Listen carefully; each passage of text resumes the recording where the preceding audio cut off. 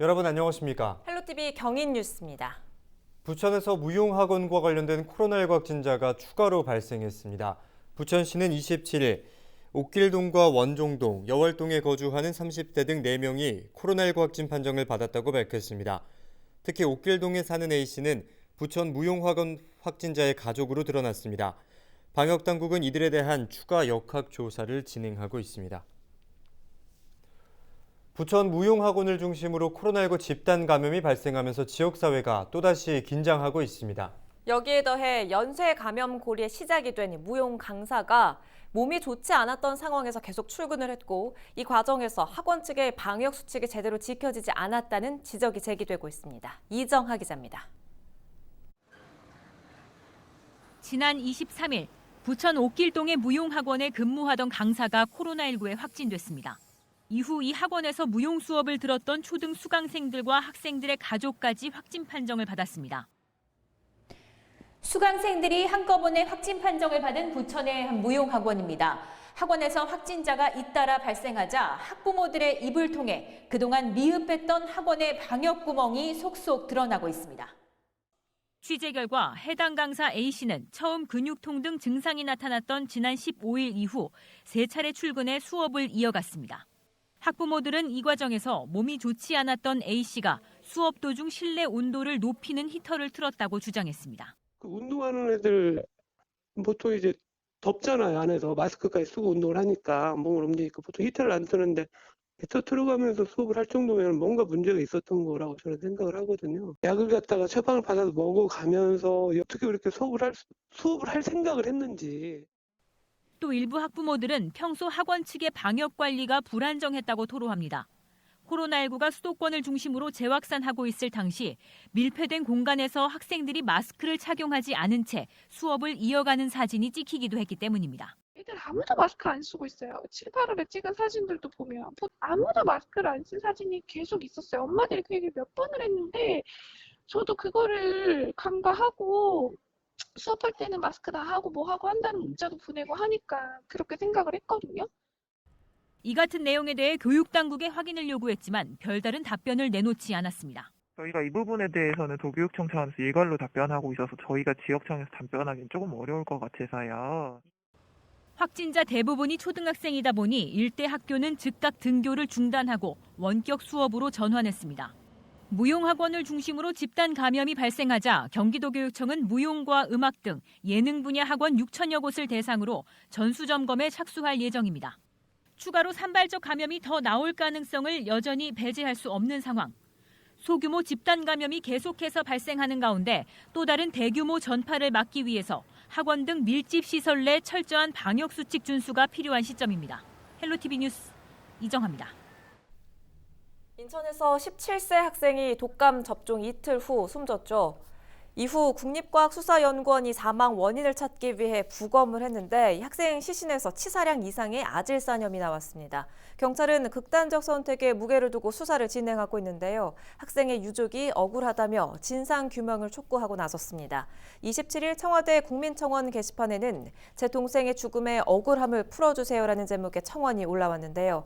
독감 주사를 맞고 난 다음 날 몸에 힘이 없고 기운이 없다며 저녁조차 먹지 않은 동생이었다며 독감 백신과의 상관관계를 조사하지 않고 자살 혹은 타살로 사건을 종결지으려 한다고 주장했습니다. 이어 학교에서 성적도 상위권이었고 동생이 자살할 이유가 전혀 없다며 제 동생이 자살로 사건이 종결된다면 너무 억울한 죽음이 될 것 같다고 강조했습니다.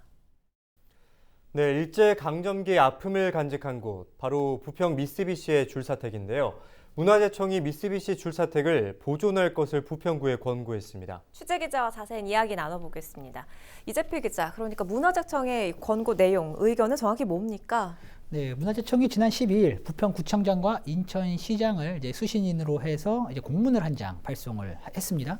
공문의 제목은 부평 미쓰비시 줄사택 보존 협조 요청인데요. 내용을 살펴보면 부평 미쓰비시 줄사택은 일제강점기 당시 강제징용된 노동자들의 실상을 보여주는 역사적인 장소로 보존 및 활용 방안 모색이 필요한 근대 문화유산이다. 철거 위기에 따라 시민단체 등의 지속적인 보존 요청이 있었는데 문화재 등록 등을 검토해 소중한 근대 문화유산이 후대에 전해질 수 있도록 각별히 협조해 주기 바란다고 적혀 있었습니다. 네. 역사적 가치를 고려해서 미쓰비시 줄사택을 보존해 줄 것을 요청하는 내용인데요.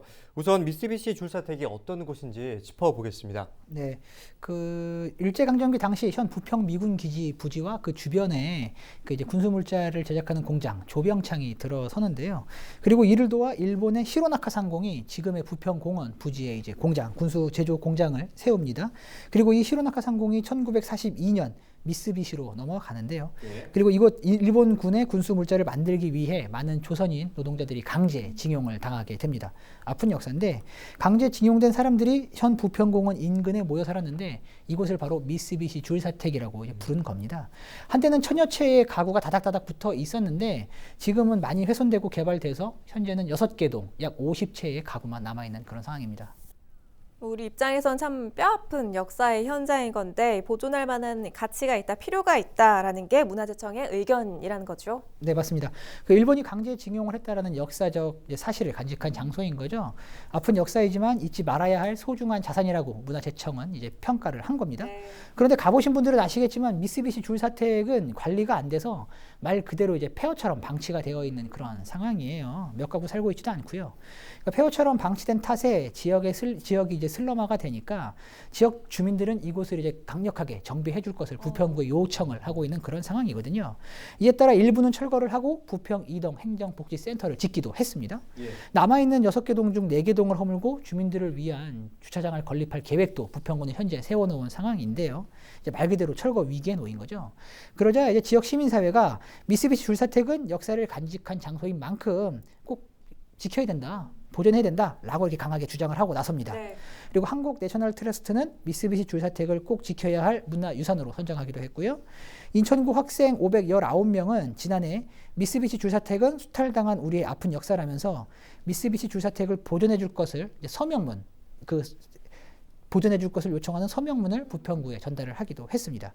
앞서 말씀드린 이제 공문에도 적혀 있지만 이런 지역사회의 보존 요청이 이어지고 있는 이런 상황이니까 문화재청이 나서서 해당 지역을 보존해 줄 것을 부평구에게 요청한 그런 상황이라고 보시면 될 것 같습니다. 네, 그렇다면 미쓰비시 이 줄사택 보존에 대해서 부평구의 입장은 좀 어떻습니까? 부평구도 문화재청의 입장에 공감하는 분위기입니다. 먼저 이제 추진 중이던 주차장 건립 계획은 원점에서 다시 검토하기로 결정을 했고요. 그리고 많이 훼손된 탓에 보존한다고 하면 이제 어떻게 보존할지도 이제 심도 있게 논의를 해야 하는 그런 상황이에요. 그러니까 지역 주민과 구의회, 전문가 등으로 구성된 협의체를 구성해서 논의한 후에 결정하겠다는 게 부평구의 공식 입장입니다. 이 미쓰비시 줄사택 역사적 가치와 또 보존 계획에 대해서는 저희도 여러 차례 보도해드린 바가 있는데요. 어떻게 이게 후손들에게 전달될지 보존될 수 있을지 좀 지켜봐야겠습니다. 이재필 기자였습니다.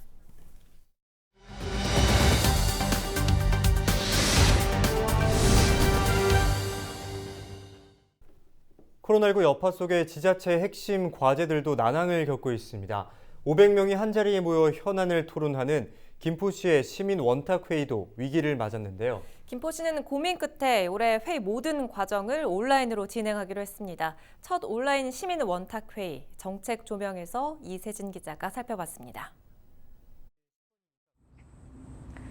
신도시가 개발되고 인구가 늘어나면서 김포 곳곳은 갈등과 민원으로 몸살을 앓았습니다. 이런 문제를 해결하기 위해 김포시는 시민 원탁회의라는 대안을 꺼내들었는데요. 평등한 관계 속에 자유롭게 토론하는 원탁.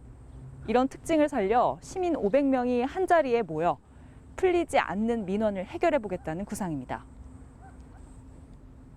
지난해 첫 회의를 통해 이런 구상을 현실화시켰지만 올해는 예상치 못한 위기를 맞았습니다. 대면하지 않는 사회 속에 소통의 장을 여는 방법, 김포시는 과연 찾았을까요? 정책 조명에서 짚어봅니다. 네, 안녕하세요. 김포시 주민협치 담당관 임원경입니다. 저희가 이제 지난해 처음으로 이제 시민원탁회를 했는데요. 작년에는 이제 저희가 500인 원탁회를 목표로 해서 이렇게 오프라인에 모여서 하는 걸로 했고요. 올해는 이제 코로나19 때문에 제가 이제 모이는 것이 이렇게 쉽지 않아졌습니다. 그래서 올해부터는 저희가 이제 온라인 원탁회의를 좀 중점적으로 진행을 하고 있습니다. 저희가 이제 그 시 홈페이지에 그 온라인으로 우선은 그 가장 그 제한할 수 있는 그 원탁회의 그 운영방을 개설을 올해 했고요. 그리고 거기에 이제 제한된 의제들을 가지고 저희가 이제 그 분야별로 그 모집을 해서 분류해서 그걸 가지고 저희가 이제 원탁회의 추진위원회가 있습니다. 거기서 이제 주제 선정을 좀 하고 그리고 선정된 주제를 가지고 대상자별로 그래서 제가 1회는 그 청소년을 대상으로 해서 그 청소년 공감 토론 형식으로 온라인과 오프라인을 이번에 그때는 좀 겸해서 좀 했고요. 저희 이번에 이제 2차 회의는 일반 시민을 대상으로 합니다. 그런데 저희가 이제 100명을 대상 인원으로 해서 진행을 할 거고요. 저희 모여서 하는 건 아니지만 7명당 퍼실리테이터 1명이 이제 배정이 되고요. 하나의 그 전체적으로 이제 입론 과정이 끝나면은 이제 맨 마지막으로 저희가 이제 투표 과정을 또 거치게 됩니다. 그 투표는 아까 말씀드린 홈페이지에서의 그 온라인상에서 거기 이 100명뿐이 아니라 모든 일반 시민을 대상으로 해서 그 투표 과정을 거쳐서 최종적으로 우선순위를 정하게 되고 그 우선순위를 정하고 나서 이제 최종적으로 이제 마감이 되는 걸로 그렇게 진행합니다. 예, 제가 이번에 2차 그 온라인 원탁 토론에서는 아무래도 이제 그 우리 홈페이지에서 그 제안받은 내용 중에 코로나19 시대에 대한 여러 가지 그 대응 방안에 대해서 많이 시민들이 의견을 다양하게 주셨는데 그걸 좀 주제를 묶어서 그 웨이드 코로나 시대에 우리가 할 수 있는 뭐 그 부분으로 한 가지 주제를 정했고 또 그 요즘에 이제 화두가 되고 있는 기후 변화 대응 이 부분이 또 이제 시민들의 관심이 높아졌습니다. 그 이 기후 변화 대응에 대해서 우리 시민과 또 우리 시에서 할 수 있는 일이 어떤 건지 우리 한번 같이 또 고민하고 그 정책을 또 한번 발굴해가는 그런 과정 속으로 저희가 2가지 진행을 정했습니다. 저희가 인구가 이제 46만인데요. 김포시는 이제 굉장히 급속히 인구가 증가하는 그런 도시입니다. 그래서 다양한 시민이 있고 또 도시의 그 공간적으로 봐도 다양한 형태로 존재하기 때문에 아무래도 이제 시민들의 의견이 많이 이렇게 의견을 정책에 담아나가는 과정이 중요하다.